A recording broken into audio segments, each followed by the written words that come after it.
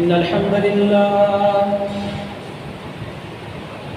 نحمده ونستعينه ونستغفره ونعوذ بالله من شرور أنفسنا ومن سيئات أعمالنا من يهده الله فلا مضل له ومن يضلل فلا هادي له وأشهد أن لا إله إلا الله وحده لا شريك له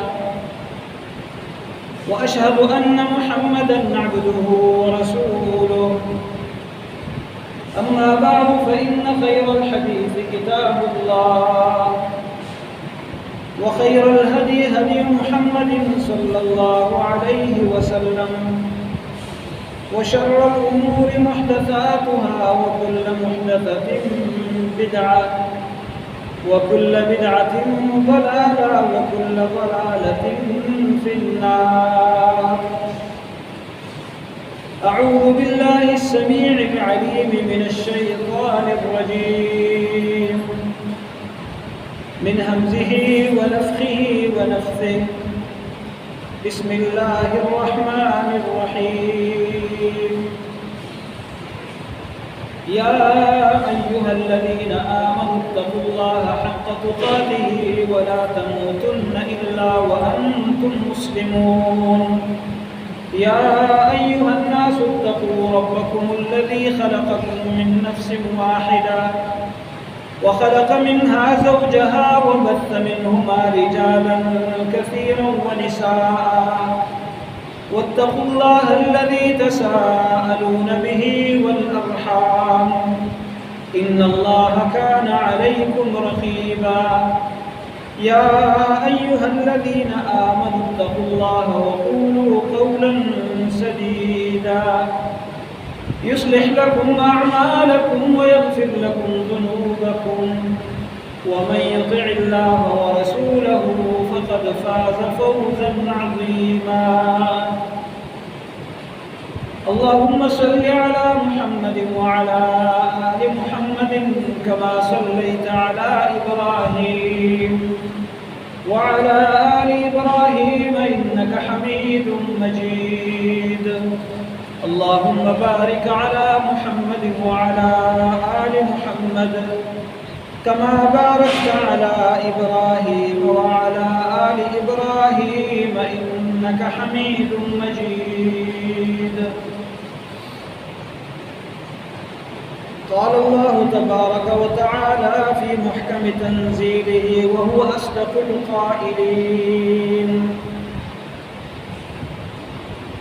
وإذ ابتلى إبراهيم ربه بكلمات فأتمهن قال إني جاعلك للناس إماما قال ومن ذريته قال لا ينال عهد الظالمين.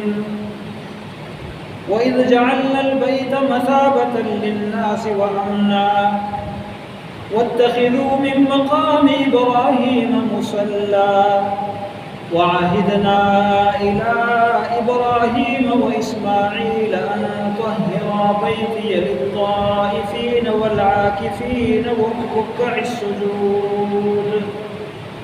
وإذ قال إبراهيم رب اجعل هذا بلدا آمنا وارزق أهله من الثمرات من آمن منهم بالله واليوم الآخر قال ومن كفر فأمتعه قليلا ثم أضطره إلى عذاب النار وبئس المصير. पिछले खुतबे जुमा में सैयदना इब्राहीम अलैहिस्सलाम की ज़िंदगी के हालात का कुछ हिस्सा आपने समाअत फरमाया था जिसमें उन्होंने अपनी कौम और अपने वालिद और अपनी हुकूमत को इंतहाई इखलास के जज्बे के साथ और इंतहाई अदब और एहतराम के साथ और मुकम्मल प्यार और मोहब्बत के साथ तौहीद की दावत पेश की, उनके सामने तौहीद के दलाइल रखे, उनके सवालात और इश्कालात का जवाब दिया ان پر حجت قائم کر دی، لیکن قوم نے ماننے کے بجائے اور ان کے دلائل کے سامنے کوئی عقل کی بات کہنے کے بجائے ان کے خلاف سازشیں شروع کر دی اور پلاننگ بنائی کہ ان سے جان چھڑائی جائے، اور ایک عالمی آگ جلائی جس کو جلانے کے لیے پوری قوم مل کر، حکومت اور عوام مل کر لکڑیاں اکٹھی کر رہی ہے۔ اور آگ جلانے کے بعد سیدنا ابراہیم علیہ السلام کو اس آگ کے درمیان میں پھینکنے کے لیے ان کو ایک جھولے پر بٹھایا، آگ کے اندر پھینک دیا۔ لیکن جس رب کے لیے ابراہیم علیہ السلام یہ سب کچھ برداشت کرنے کو تیار تھے، وہ رب بھی بڑا وفادار رب ہے۔ اس نے اس بھڑکتی آگ کے اندر سیدنا ابراہیم علیہ السلام کو ایسے محفوظ رکھا کہ ان کو خراش تک نہ آئی، ان کے جسم پر آگ نے اثر ہی نہیں کیا۔ اور ابراہیم علیہ السلام کے لیے اس آگ کو اللہ نے ٹھنڈا کر کے پرسکون کر کے ابراہیم علیہ السلام کو وہاں رکھا۔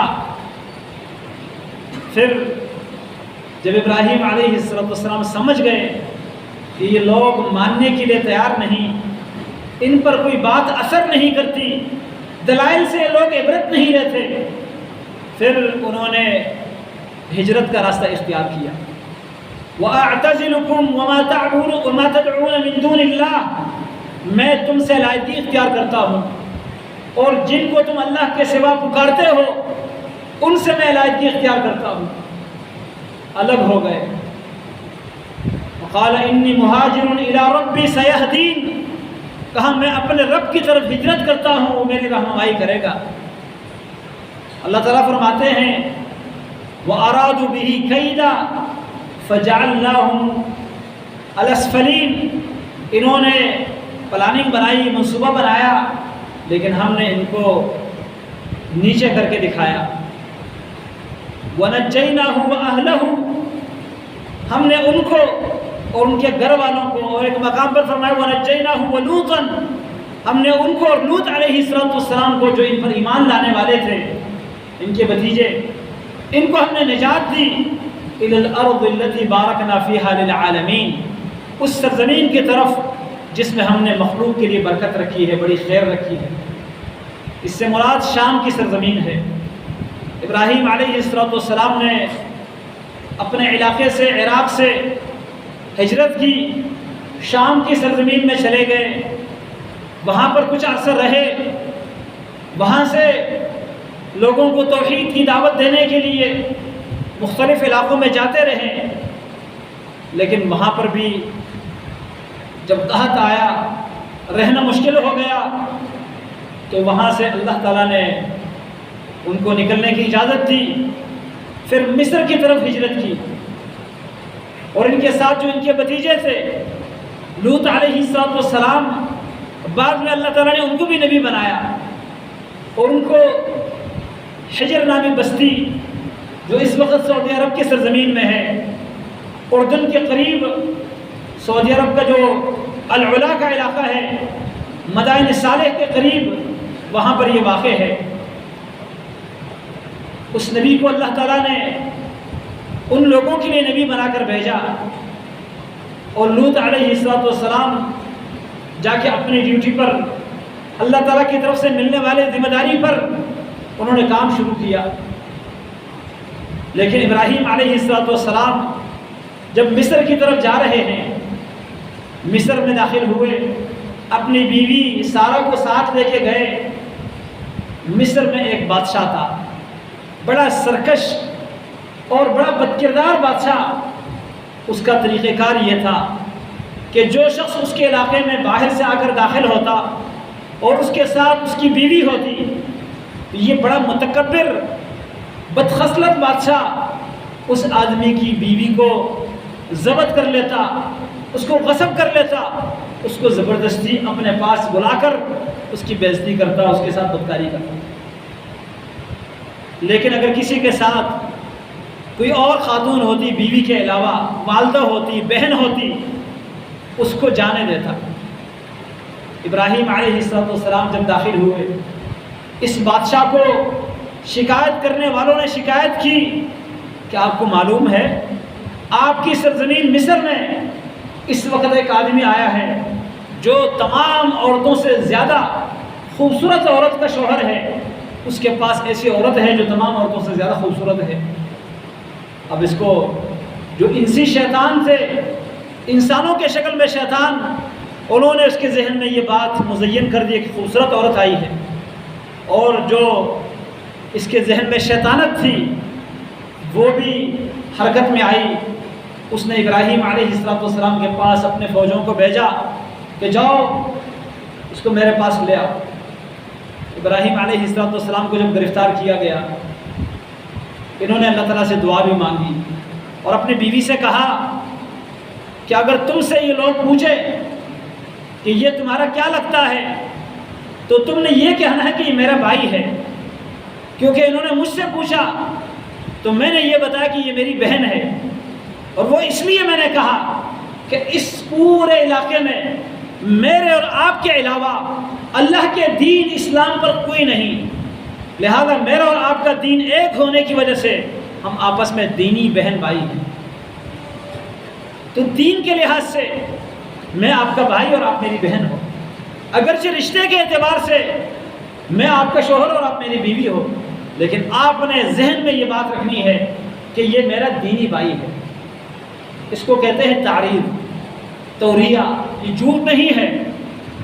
یہ جہاں پر آپ کی جان کو خطرہ ہو، آپ کی عزت اور آبرو کا خطرہ ہو، آپ کے مال کو بڑا نقصان کا اندیشہ ہو، اس صورت میں آپ جھوٹ سے بچنے کے لیے ایسی بات کہہ سکتے ہیں جو دو معنی بات ہو، جس سے دو مراد لیے جا سکتے ہوں، اور آپ جو مراد لے رہے ہیں وہ سچ ہو، اس پر آپ اپنی جان چھڑا سکتے ہیں، اپنی عزت بچا سکتے ہیں، اپنے مال کو نقصان سے بچا سکتے ہیں۔ ایسی بات کہنے کو تعریف کہتے ہیں۔ وَإِنَّ فِي الْمَعَارِضِ لَمَنْدُوحَةٌ عَنِ الْكَذِبِ، کہ اس طرح تعریض میں، زمانی بات میں جھوٹ سے بچا جا سکتا ہے۔ ابراہیم علیہ السلام نے یہ بات اختیار کر لی کہ یہ میری بہن ہے، اور بیوی سے بھی کہا کہ آپ نے یہ کہنا کہ یہ میرا بھائی ہے۔ بیوی نے بھی ایسا ہی کہہ دیا، لیکن اس ظالم کے ذہن میں شیطانت بیٹھ گئی تھی، اس نے یہ بات نہ سنی کہ یہ بہن ہے یا بیوی ہے۔ اس کے دل میں وہ جو ہوس تھا، اس نے یہ کہا کہ یہ خوبصورت عورت ہے، لہذا میں اس سے بدکاری کروں گا۔ اس کو پھر بھی اپنے پاس بلایا۔ جب اس کو پکڑ کر لے جایا گیا، ابراہیم علیہ السلام وضو کر کے نماز پڑھنے لگے۔ ان کو پتہ تھا کہ نماز ایسی عبادت ہے جس کے ذریعے اللہ بڑی بڑی مشکلات سے انسان کو نجات دے دیتا ہے۔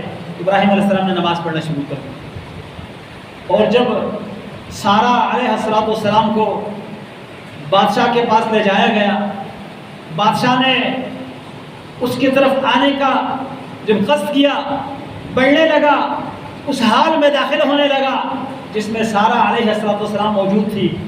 سارہ علیہ السلام بھی نماز پڑھنے لگی، اور نماز کے بعد دعا کی، اللہم ان کنت آمنت بک وبرسولک وحسنت فرجی الا علی زوجی فلا تسلط علی الکافر۔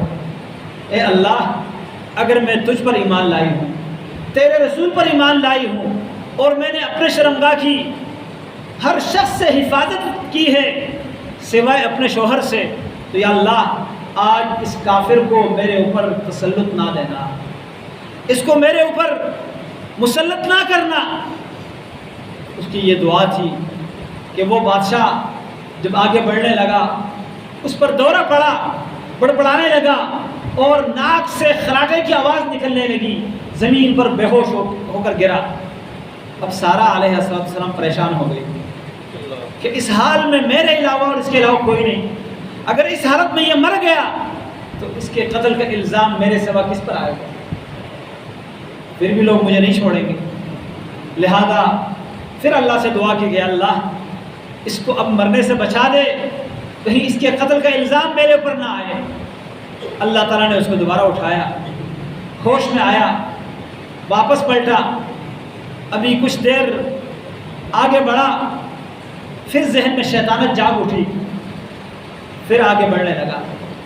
پھر سارہ علیہ السلام نماز پڑھتی ہے اور دعا کرتی ہے، وہی پہلی والی دعا، اللہم ان کنت آمنت بک وبرسولک وحسنت فرجی الا علی زوجی فلا تسلط علی الکافر۔ یہی دعا کرنی تھی کہ دوبارہ وہ گر پڑا اور اس کے ناک سے خراٹے کی آواز نکلنے لگی، بے ہوش ہوا۔ پھر سارہ علیہ السلام پریشان ہو گئی، پھر دعا کی، پھر یہ ہوش میں آیا۔ پھر تیسری بار جب آگے بڑھنے لگا، سارہ علیہ السلام نے اسی طرح دعا کی نماز کے بعد، اور اللہ تعالیٰ نے اس کو دوبارہ اسی طرح گرایا، بے ہوش کر دیا۔ اب اس کو سمجھ آئی کہ اس عورت تک رسائی، اس کی عزت کو پامال کرنا، یہ میرے لیے ممکن نہیں۔ ڈر گیا، واپس پلٹا، باہر آیا، اپنے فوجیوں سے کہا کہ آتیتمونی بشیطانہ، تم تو میرے پاس کسی جنیے کو لے کر آئے ہو، کسی جنیے کو، کسی بلا کو لے کر آئے ہو، یہ تو عورت نہیں ہے، تو بلا ہے۔ اس تک پہنچنا تو بڑا مشکل کام ہے، میں تو مصیبت میں پھنس گیا، لہذا اس کو لے جاؤ۔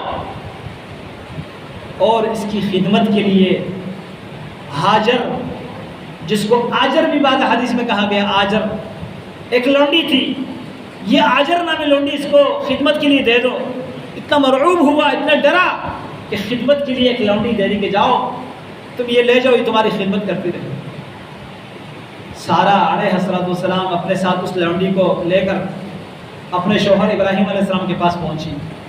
ابھی جب آئی، ابراہیم علیہ السلام اسی طرح نماز پڑھ رہے ہیں، نماز کی حالت میں۔ جب نماز سے فارغ ہوئے، پوچھا ہاں بتاؤ کیا بنا؟ کہا رد اللہ قید الکافر واعطى واخدم الحاجر، کہ اللہ تعالیٰ نے اس کافر کی پلاننگ اور اس کے منصوبے کو ٹال دیا اور اس نے خدمت کے لیے آجر نامی لونڈی دے دی۔ اس نے یہ لونڈی میرے حوالے کر دی خدمت کے لیے، اور میرے تک وہ رسائی نہ کر سکا۔ اللہ نے اس کے مکر کو، اس کے پلاننگ اور منصوبے کو ناکام بنا دیا۔ ابراہیم علیہ السلام خوش ہوئے کہ میری عزت بچ گئی اور خدمت کے لیے لونڈی بھی مل گئی۔ پھر ابراہیم علیہ السلام کی یہ بیوی، اب عمر جوانی کی عمر ہے لیکن اولاد نہیں ہے۔ اللہ تعالیٰ سے دعائیں کرتے رہے ابراہیم علیہ السلام۔ 80 سال سے عمر اوپر ہو گئی کہ یا اللہ، اس دین کو سنبھالنے والا، اس توحید کی دعوت کو سہارا دینے والا، تیرے توحید کے کلمے کو بلند کرنے والا میری قوم میں تو کوئی نہیں بنا۔ ایک لوط بھتیجا تھا، وہ آیا، وہ بھی آپ نے نبی بنایا، دوسری طرف بھیج دیا۔ اب میرے بعد میرے خاندان میں اس توحید کی آبیاری کرنے والا، اس توحید کی دعوت کو پھیلانے والا یا اللہ کوئی نہیں ہوگا۔ رب ہب لی من الصالحین، یا اللہ صالح اور نیک اولاد عطا فرما دے۔ دعائیں کرتے رہے، عمر 80 سال ہو گئی، پھر بھی دعاؤں سے باز نہیں آئے۔ پتہ ہے، یقین ہے کہ جس ذات سے مانگتا ہوں وہ دینے پر قادر ہے۔ جوانی میں بھی دے سکتا ہے، بڑھاپے میں بھی دے سکتا ہے، اور مانگنا ہے تو اسی سے مانگنا ہے، کسی اور در پہ جا کے نہیں مانگوں گا۔ اللہ سے مانگتے رہے، اور پھر اللہ نے جب سنا، ایسا سنا کہ بڑھاپے میں بھی اللہ تعالیٰ نے خوشخبری سنائی۔ کیسے؟ اس سارہ نے، جن کی کوئی اولاد نہیں تھی، اپنی وہ لونڈی جو اس بادشاہ نے مرعوب ہو کر دی تھی، اس نے ابراہیم علیہ السلام سے کہا کہ یہ لونڈی میری طرف سے آپ کے لیے تحفہ ہے، یہ آپ لے لو۔ ابراہیم علیہ السلام نے وہ لے کر اس کے ساتھ نکاح کر لیا، اس کو اپنی دوسری بیوی بنا لی۔ اب اس سے اللہ رب العالمین نے ابراہیم علیہ السلام کو بڑھاپے میں بیٹھا دیا، جس کا نام اسماعیل رکھا۔ اب آگے آزمائش اور آ گئی۔ جو سارہ تھی، اولاد نہ ہونے کی وجہ سے اس کے دل میں غیرت پیدا ہو گئی، حسد جس کو کہتے ہیں، اور اس سے بہت ہی کم انسان ہوتے ہیں جو بچے ہوئے ہوتے ہیں، خاص کر عورتوں میں۔ اپنی سوکن کے لیے یہ چیز بہت ہوتی ہے۔ جب سوکن کو اللہ نے اولاد سے نوازا، دل میں حسد پیدا ہو گئی۔ ابراہیم علیہ السلام نے اب چاہا کہ ان دونوں کو ایک ساتھ رکھنا بڑا مشکل ہو جائے گا۔ آگ اور پانی کو ایک ساتھ رکھنا جس طرح مشکل ہوتا ہے، اسی طرح دو سوکنوں کو، اور خاص کر جب دل میں شیطان حسد کی آگ بھڑکا دے پھر بڑا مشکل ہوتا ہے۔ اس لیے شریعت کے اصول یہ ہے کہ جس کی دو بیویاں ہوں یا ایک سے زیادہ بیویاں ہوں، ان کو ایک گھر میں ایک ساتھ رکھنا وہ فساد سے خالی نہیں، الگ الگ رکھنا چاہیے تاکہ آپس میں لڑائیاں اور اختلافات نہ ہوں، مشکلات کا سامنا نہ ہو۔ ابراہیم علیہ السلام اپنی بیوی جو دوسری بیوی ہے ہاجر اور ان کے بیٹے اسماعیل کو لے کے، اور یہ بھی اللہ کا ایک الگ حکم تھا، اللہ رب العالمین نے حکم دیا کہ جاؤ ان کو مکہ کی سرزمین پر چھوڑ کے آ جاؤ۔ ابراہیم علیہ السلام اپنی بیوی اور بچے کو لے کے گئے، ایک تھیلا کھانے کا اور ایک مشکیزہ پانی کا لے کے گئے۔ جا کے مکہ مکرمہ میں جہاں پر کوئی آبادی نہیں، کوئی گھر نہیں، کوئی فصل نہیں، وہاں پر کوئی انسان نام کی کوئی چیز نہیں، وہاں پر ایک درخت کے سائے میں اپنی بیوی کو اپنے بچے کو بٹھایا، اور وہ جو پانی کا مشکیزہ تھا اور کھانے کا تیلا تھا وہ ان کے پاس رکھا، اور واپس پلٹنے لگے۔ بیوی پیچھے پیچھے آنے لگی، کہنے لگی ابراہیم ہمیں کس کے حوالے کر کے جا رہے ہو؟ ابراہیم پیچھے مڑ کے نہیں دیکھتے۔ پھر آواز دیا ابراہیم الی من تکلنا، کس کے حوالے کر کے جا رہے ہو؟ ابراہیم علیہ السلام مڑ کے نہیں دیکھ رہے۔ تیسری بار بیوی نے آواز دی ابراہیم کیا آپ کو آپ کے رب نے یہ حکم دیا کہ ہمیں یہاں چھوڑ کے جائیں؟ ابراہیم علیہ السلام نے جواب دیا کہ ہاں مجھے میرے رب نے حکم دیا ہے۔ اب وہ بیوی بھی ایمان والی تھی، اس نے کہا کہ جب تجھے تیرے رب نے یہ حکم دیا ہے اذن لا یضیعنا اللہ، پھر اللہ ہمیں کبھی بھی ضائع ہونے نہیں دے گا، اللہ ہمیں ضائع ہونے نہیں دے گا۔ جب اللہ کا حکم ہے تو پھر آپ چلے جائیے۔ ابراہیم علیہ السلام پہلے تو پیچھے نہیں دیکھ رہے تھے، جب کافی فاصلے پر آئے جہاں سے وہ علاقہ صرف نظر آ رہا تھا، وہاں کھڑے ہو کر اس بیت اللہ کی طرف جہاں پر اپنے بچے اور اپنی بیوی کو چھوڑ کے آئے تھے منہ کر کے دعا کی، ربنا انی اسکنت من ذریتی بواد غیر ذی زرع عند بیتک المحرم ربنا لیقیموا الصلاة فاجعل افئدة من الناس تهوی الیہم وارزقهم من الثمرات لعلهم یشکرون۔ اے اللہ میں نے اپنے بچوں کو ایسی جگہ پر چھوڑا، ایسی جگہ پر بسایا جہاں پر کوئی فصل نہیں، کوئی آبادی نہیں، بواد ایسی وادی ہے غیر ذی زرع جو فصل والی نہیں ہے، لیکن یہاں پر عند بیتک المحرم تیری حرمت والا ایک گھر ہے، احترام والا تیرا ایک گھر ہے۔ اور یہ گھر جو خانہ کعبہ ہے یہ پہلے فرشتوں نے بنایا تھا، زمین پر سب سے پہلے بننے والا گھر۔ اللہ تعالیٰ فرماتے ہیں ان اول بیت وضع للناس للذی ببکۃ مبارکا وہدی للعالمین، سب سے پہلے زمین پر بننے والا اللہ کی عبادت کے لیے جو گھر ہے وہ یہ ہے جو مکہ میں ہے، اور یہ لوگوں کے لیے رہنمائی ہے۔ یہ گھر بنا ہوا تھا لیکن اس کے نشانات مٹ چکے تھے، سیلاب کی وجہ سے اور آندھیوں کی وجہ سے، ریت کے اس کے اوپر ڈیر لگنے کی وجہ سے اس کی بنیادیں مٹ چکی تھی۔ ابراہیم علیہ السلام کو اللہ نے کہا یہاں پر ایک گھر ہے، اس کو یہ بچہ اور آپ دونوں مل کر بنائیں گے۔ تو دعا کرتے ہیں کہ اللہ تیرے حرمت والے گھر کے پاس میں نے اپنے بچوں کو چھوڑا، ربنا لیقیموا الصلاۃ، یا اللہ اس لیے چھوڑا تھا کہ یہ نماز قائم کرنے والے بنے، نماز کی پابندی کرنے والے بنے۔ پھر دعا کرتے ہیں کہ اللہ لوگوں کے دل ان کی طرف مائل کر دے، ان کو زمین کے پیداوار میں سے رزق عطا کر دے تاکہ یہ تیرا شکر گزار بنے۔ اور اس کے بعد دعا کرتے ہیں ربنا وابعث فیہم رسولا، اے اللہ ان میں ایک رسول مبعوث فرما دے۔ وہ رسول کون ہے؟ نبی کریم صلی اللہ علیہ وسلم فرماتے ہیں انا دعوت ابی ابراہیم، میں اپنے والد ابراہیم کی دعا ہوں۔ ابراہیم علیہ السلام کی وہ اولاد جو اسماعیل علیہ السلام کی نسل میں سے ہے، ان میں سے اللہ تعالیٰ نے محمد رسول اللہ صلی اللہ علیہ وسلم کو نبی بنا کر بھیجا ہے۔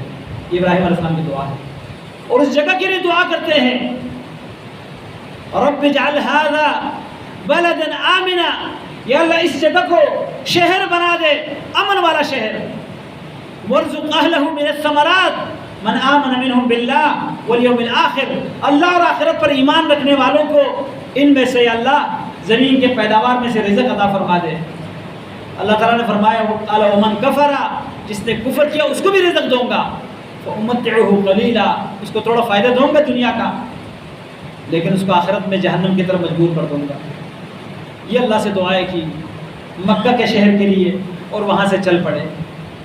پیچھے سے بیوی جو ابراہیم علیہ السلام کی ہے، ہاجرہ علیہ السلام، ان کے پاس اب کوئی دل بہلانے والا انسان نہیں. چھوٹا سا دودھ پیتا بچہ ہے، وہ جو کچھ کھانا ساتھ لے کر آئی تھی وہ کھا رہی تھی، پانی جو تھا وہ پی رہی تھی اور بچے کو دودھ پلا رہی تھی. لیکن آخر ہوتے ہوتے وہ پانی بھی ختم ہو گیا، وہ کھانا بھی ختم ہو گیا. اب ابراہیم علیہ السلام کا بیٹا اسماعیل دودھ کے لیے ترس رہا ہے، رو رہا ہے، ایڑیاں مار مار کے، ایڑیاں رگڑ رگڑ کے رو رہا ہے. ماں کو یہ چیز برداشت نہ ہوئی، ادھر دوڑی ادھر دوڑی، پانی تلاش کیا. سب سے قریبی پہاڑ جو صفا کی پہاڑی تھی اور دوسرے طرف مروہ کی پہاڑی تھی، ان پہاڑوں پر چڑھی اور دیکھنے لگی کہ آس پاس کوئی پرندہ نظر آئے، جو پرندہ کہیں پانی کے اوپر اڑتا ہوا نظر آتا ہے، تاکہ مجھے اندازہ ہو جائے یہاں پانی ہے، یا کسی انسان کی کوئی آواز سننے کو ملے، کسی انسان پر نظر پڑے تاکہ مجھے پتہ چلے یہاں پر کوئی پانی ہے. لیکن صفا پر جانے پر آس پاس دیکھتی ہے، کچھ نظر نہیں آیا. نیچے اتری، نیچے جو جگہ ہے وہ وادی ہے، اس وادی کے اندر سے گزرتے ہوئے بچہ نظر نہیں آ رہا. جہاں سے بچہ نظروں سے اوجھل ہے وہاں دوڑتی ہوئی جا رہی ہے، اور اوپر مروہ کے اوپر چڑھ کر دیکھتی ہے، وہاں سے آس پاس نظر کچھ نہیں آیا. واپس آتی ہے صفا کی طرف، 7 چکر لگاتی ہے، جہاں نیچے وادی ہے وہاں دوڑتی ہوئی جاتی ہے، کیونکہ بچہ نظروں سے اوجھل ہے، ڈر رہی ہے کہ بچے کو کوئی نقصان نہ پہنچے. اللہ تعالیٰ نے اس کا یہ دوڑنا اتنا پسند کر دیا کہ حاجیوں کے لیے، عمرہ کرنے والوں کے لیے اللہ تعالیٰ نے حج اور عمرے کے ارکان میں سے بنا دیا. قیامت تک کے لیے جو حج کرتے ہیں یا عمرہ کرتے ہیں ان کے لیے لازم ہے کہ وہ صفا مروہ کے اوپر جائیں، اور بیچ میں جو دوڑنے کی جگہ ہے وہاں پر دوڑیں. آخر کار جب مروہ پر چڑھی، ایک آواز سنائی دی، کہنے لگی لقد اسمعت، تو نے آواز سنائی، لو کان عندک غواث، اگر تیرے پاس کوئی مدد کرنے کے لیے کچھ ہے تو میں نے تیری آواز سن لی.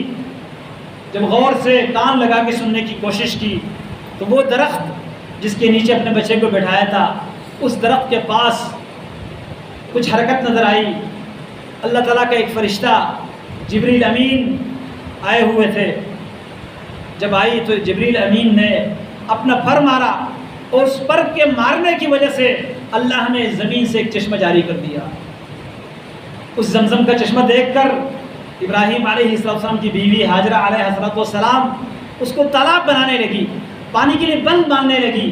نبی علیہ السلام نے فرمایا کہ ابراہیم علیہ السلام کی یہ بیوی، اللہ ان پر رحم فرمائے، اگر یہ بند نہ باندھتی، یہ پانی کو ایسے ہی چھوڑ دیتی تو یہ جاری ہونے والی ایک نہر ہوتی. لیکن انہوں نے بند باندھنے کی کوشش کی، اب بند باندھ لیا، اس پانی میں سے پیتی. وہ پانی ایسا پانی ہے جو کھانے کا کام بھی دیتا ہے اور پانی کا کام بھی دیتا ہے. اور نبی علیہ السلام کی ایک حدیث ہے، انہو طعام طعم و شفاء سقم، یہ خوراک کے خوراک ہے اور بیماری کے لیے علاج ہے. ابو ذر غفاری ان کا مشہور واقعہ ہے ان کے اسلام قبول کرنے کا، کبھی اللہ نے موقع دیا تو بیان کریں گے. وہ کہتے ہیں میں مکہ میں ٹھہرا رہا اور میرے پاس کھانے کے لیے کچھ نہیں ہے، زمزم کا پانی پیتا تھا، یہی میرا کھانا، یہی میرا پینا تھا. کہتے ہیں مجھے اللہ نے اتنی توانائی دی کہ میرے پیٹ میں بل پڑ گئے، بل، موٹا ہو گیا، صحت مند ہو گیا. تو یہ ایسا پانی ہے، دنیا میں سب سے بہترین پانی، اس کا چشمہ اللہ نے جاری کر دیا. ابراہیم علیہ السلام کی بیوی یہ پانی پی رہی تھی، اپنے بچے کو دودھ پلا رہی تھی، یہاں تک کہ بچہ بڑھنے لگا. پھر اس دوران ابراہیم علیہ السلام مختلف اوقات میں آئے ہیں اپنے بچے کو دیکھنے کے لیے، اور مختلف اوقات میں ان کے اپنے بیٹے اسماعیل سے کبھی ملاقات ہوئی ہے، کبھی وہ موقع بھی آئے کہ ملاقات نہیں ہوئی. تو انشاءاللہ جو اس واقعے کا اگلا حصہ ہے وہ آئندہ اللہ نے توفیق دی تو بیان کریں گے، لیکن اس واقعے سے ہمیں جو سبق لینا چاہیے وہ یہ ہے کہ جو انسان اللہ تعالیٰ کے لیے قربانی دینے والا بنے، اللہ تعالیٰ اس کے لیے پھر زمین اور آسمان کی مخلوقات کو تابع بنا دیتا ہے۔ اللہ تعالیٰ اس کے لیے پھر زمین اور آسمان میں مدد کے راستے ہموار کر دیتا ہے۔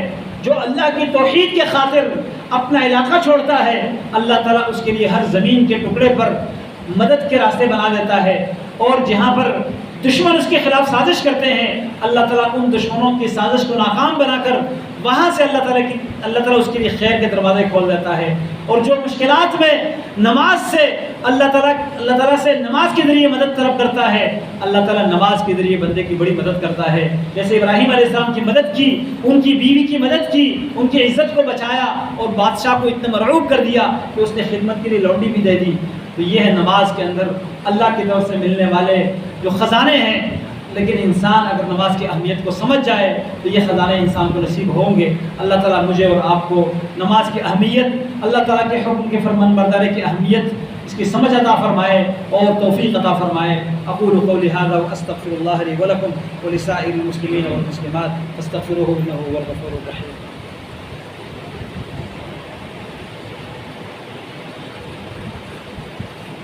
إن الحمد لله نحمده ونستعينه ونستغفره ونعوذ بالله من شرور أنفسنا ومن سيئات أعمالنا، من يهده الله فلا مضل له ومن يضلل فلا هادي له، وأشهد أن لا إله إلا الله وحده لا شريك له، وأشهد أن محمدا عبده ورسوله، أما بعد فأعوذ بالله من الشيطان الرجيم۔ وإذ ابتلى إبراهيم ربه بكلمات فأتمهن، اور جب آزمایا تیرے رب نے ابراہیم علیہ السلام کو چند باتوں کے ساتھ، وہ باتیں پوری کر دی ابراہیم علیہ السلام نے۔ قال انی جاعلک للناس اماما، اللہ نے فرمایا کہ میں آپ کو لوگوں کا امام اور پیشوا بنا رہا ہوں۔ قال ومن ذریتی، ابراہیم علیہ السلام نے فرمایا کہ اللہ میرے اولاد میں سے بھی لوگوں کے لیے پیشوا بنا دے۔ قال لا ینال عہد الظالمین، اللہ نے فرمایا کہ میرا یہ وعدہ ظالموں کو نہیں پہنچے گا۔ مانا جو ظلم کرنے والے ہیں، شرک کرنے والے ہیں، ان کو میں پیشوا دین کا امام نہیں بناؤں گا۔ اور ایسا ہی ہوا کہ مکہ والوں نے جب شرک عام ہوا، اللہ تعالیٰ نے دین کی سربراہی ان سے چھین لی۔ بنو اسماعیل کے بجائے بنو اسرائیل کو، جو بنو اسحاق میں سے تھے، ان کو عطا کر دی۔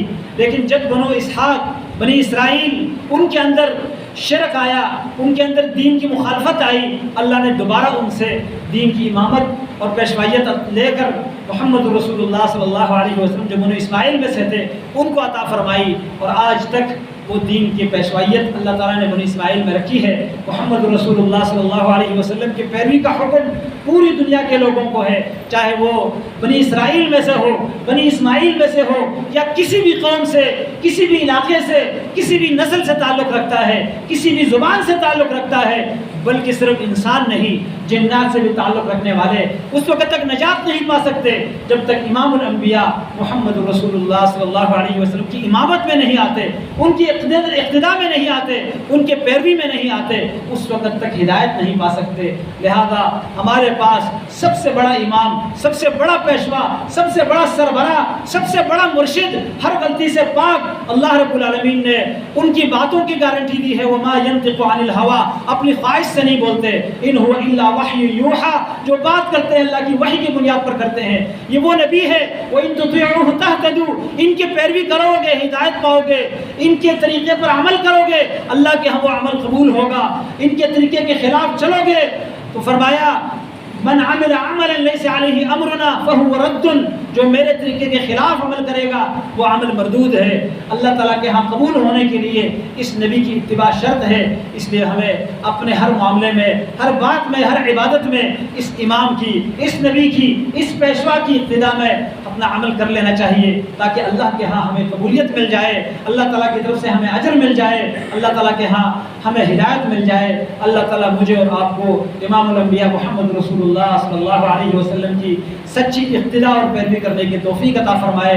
اللہ تعالیٰ محمد کریم صلی اللہ علیہ وسلم اور آپ صلی اللہ علیہ وسلم کے جد امجد ابراہیم علیہ السلام اور اسماعیل علیہ السلام پر بے شمار رحمتیں نازل فرمائے۔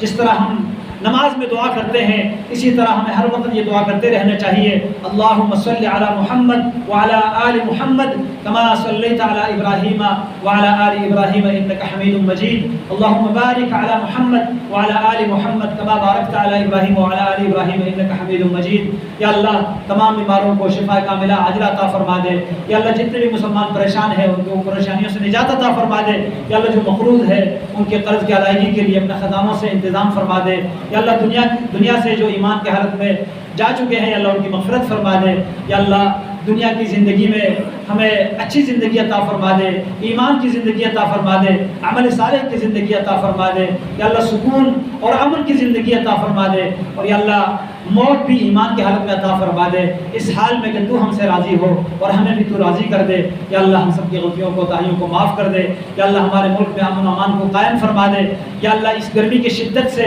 ہمیں نجات عطا فرما دے، یا اللہ جو پریشان حال ہیں ان کی پریشانیاں دور فرما دے۔ ربنا ظلمنا انفسنا وان لم تغفر لنا وترحمنا لنكونن من الخاسرين، ربنا آتنا في الدنيا حسنة وفي الآخرة حسنة وقنا عذاب النار، وصل اللهم وسلم على عبدك ونبيك محمد وعلى آله وأصحابه أجمعين برحمتك يا أرحم الراحمين۔